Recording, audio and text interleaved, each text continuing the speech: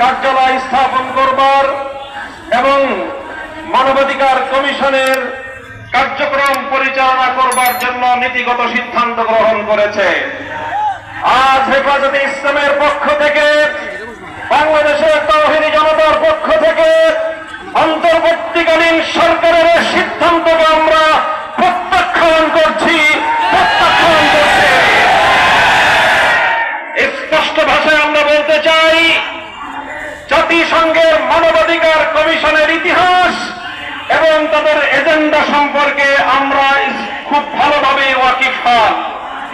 আমরা বাংলাদেশের মানুষের পক্ষ থেকে এদেশের স্বাধীনতা সার্বভৌমত্ব রক্ষার স্বার্থে বাংলাদেশের মানুষের আবহমান কাল থেকে চলে আসা ধর্মীয় ইতিহাস এবং ঐতিহ্য রক্ষার স্বার্থে জাতিসংঘের মানবাধিকার কমিশনের কার্যক্রমকে বাংলাদেশে পরিচালনা করবার সিদ্ধান্তকে রুখে দেওয়ার সিদ্ধান্ত ঘোষণা করছে।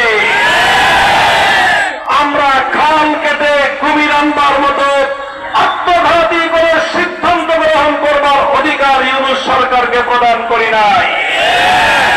ডক্টর ইউনূস সরকারের নেতৃত্বাধীন অন্তর্বর্তীকালীন সরকারকে আমরা বলি, আমরা এখনো পর্যন্ত আপনাদেরকে সহযোগিতা করে আসছি।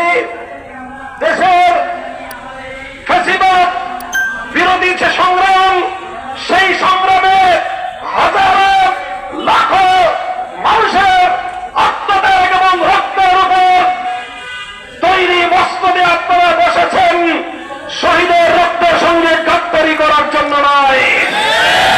বাংলাদেশের মানুষ রক্ত দিয়ে, জীবন দিয়ে যখন ফ্যাসিবাদকে মোকাবেলা করছিল, তখন আমরা জাতিসংঘ অথবা তাদের শান্তি রক্ষা কমিশনের পক্ষ থেকে, তাদের মানবাধিকার কমিশনের পক্ষ থেকে বাংলাদেশের মানুষের পক্ষে প্রকৃত কোনো সহযোগিতা আমরা পাইনি।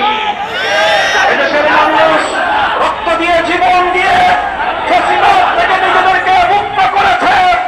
এখন সেই মুক্ত বাংলাদেশে আগামী দিনে এদেশের হাজার বছরের ধর্মীয় ঐতিহ্য, এদেশের মানুষের ইচ্ছা এবং অভিপ্রায়, বাংলাদেশের মানুষের কৃষ্টি কালচারকে ভিত্তি করে আগামীর সুন্দর বাংলাদেশ বিনির্মাণের যখন প্রস্তুতি চলছে, তখন মানবাধিকার কমিশনের নামে বাংলাদেশে কাদিয়ানী মতবাদ প্রতিষ্ঠা, সমকামিতা প্রতিষ্ঠা সহ বাংলাদেশের ইতিহাস, ঐতিহ্য, স্বাধীনতা, পরিবার বন্ধনকে ধ্বংস করবার দিন নকশা আছেন আপনারা।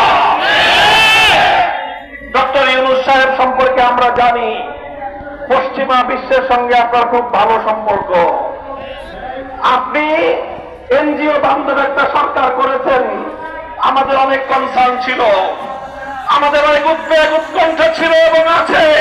সমাজকে কটাক্ষ করে, মাদ্রাসা শিক্ষার বিরুদ্ধে বিষোদ্গার করে স্তম্ভিত হয়ে যাওয়ার মতো আরো বিষয় হলো, সে ঘুরিয়ে পেঁচিয়ে প্রকারান্তরে বিশ্বনবী মুহাম্মদুর রাসূলুল্লাহর চরিত্রের উপর আঘাত করবার চেষ্টা চালিয়েছে। কুখ্যাত শারমিন মুর্শেদরা এদেশের সমকামীদের এজেন্ট হিসেবে সরকারে বসে অন্তর্বর্তীকালীন সরকারকে বাংলাদেশ এবং বাংলাদেশের মানুষের ধর্মীয় অনুভূতির বিরুদ্ধে পরিচালিত করবার পায়তারা চালাচ্ছে। আমরা স্পষ্ট ভাষায় বলছি, আমি আবারও বলছি, আজ হেফাজতে ইসলাম বাংলাদেশ তার প্রাথমিক প্রতিবাদ জানাচ্ছে, প্রাথমিক অনুভূতি ব্যক্ত করছে।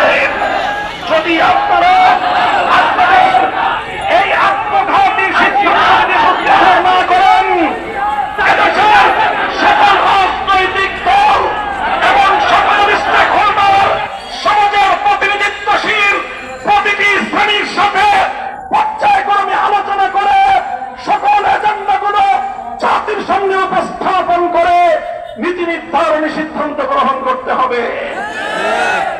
3 দিনের মেহমান হয়েছেন, সংস্কার করবেন, নির্বাচন দিবেন, বিচার কার্যক্রম শুরু করবেন, আসসালামু আলাইকুম বলে বিদায় নেবেন। আপনাদেরকে এদেশের বছরের পর বছরের জন্য এইভাবে নীতি নির্ধারণী, জাতির ভাগ্য নির্ধারণী সিদ্ধান্ত গ্রহণ করবার অধিকার কে দিয়েছে? আপনারা আপনাদের ঘোষণা অনুযায়ী আছেন আর 6 মাস, 3 বছরের চুক্তি করেন। এদেশের আমাদের মানুষের কাঁধের উপর, জনগণের কাঁধের উপর কোন জগদ্দল পাথর চাপিয়ে দিয়ে যেতে চান? 1 বছর ভালোই কেটেছে, 6টা মাস আছেন, ভালোই চলে যান। নির্বাচনের ব্যবস্থা করেন, জাতির কাঙ্ক্ষিত সংস্কার বাস্তবায়ন করেন, ফাঁসিবাদের বিচার ত্বরান্বিত করেন, খুনিদের জন্য ফাঁসি কাষ্ঠ নির্মাণ করার প্রস্তুতি নেন। বাংলাদেশের ইসলাম, এদেশের মানুষের ঐতিহ্য, এদেশের মানুষের স্বাধীনতার বিপন্ন করবার যে কোনো পায়তা রক্ত দিয়ে রুখে দেব, জীবন দিয়ে রুখে দেব।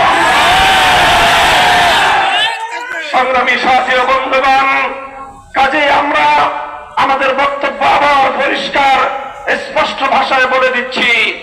গতকালকে আমাদের অন্তর্বর্তীকালীন সরকারের নীতিগত সিদ্ধান্ত, জাতিসংঘের মানবাধিকার কমিশন সংক্রান্ত সেই সিদ্ধান্তকে হেফাজতে ইসলাম প্রত্যাখ্যান করছে। হেফাজতে ইসলাম এই সিদ্ধান্ত মানে না, এই সিদ্ধান্ত কার্যকর হতে দেবে না। জাতিসংঘের ইসলাম বিরোধী, মানবতা বিরোধী পশ্চিমা সমাজ দর্শনের মানবাধিকার বাংলাদেশের মানুষ বিশ্বাস করে না। এদেশের মানুষ ধর্মপ্রাণ মানুষ, ধর্মপ্রিয় মানুষ, ইসলাম প্রদত্ত, সৃষ্টিকর্তা আল্লাহ প্রদত্ত মানবাধিকারের মৌলিক কনসেপ্টকে নিয়েই দেশ এবং জাতির আগামী ভবিষ্যৎ গড়ে তুলতে চায়। আমি জাতির কাছে জানতে চাই, যদি দেশের স্বাধীনতা রক্ষার প্রয়োজনে সমকামিতার মতো অসভ্যতা এবং এই জাতীয় অশালীনতাকে রুখে দেওয়ার জন্য যদি আবার আমাদেরকে যুদ্ধে নামতে হয়, রক্ত দিতে হয়, কারা কারা প্রস্তুত থাকবে? ইনশাআল্লাহ এখনই হেফাজতে ইসলামের পক্ষ থেকে বিক্ষোভ মিছিলের কার্যক্রম শুরু হবে। শান্তিপ্রিয়ভাবে আপনারা সকলেই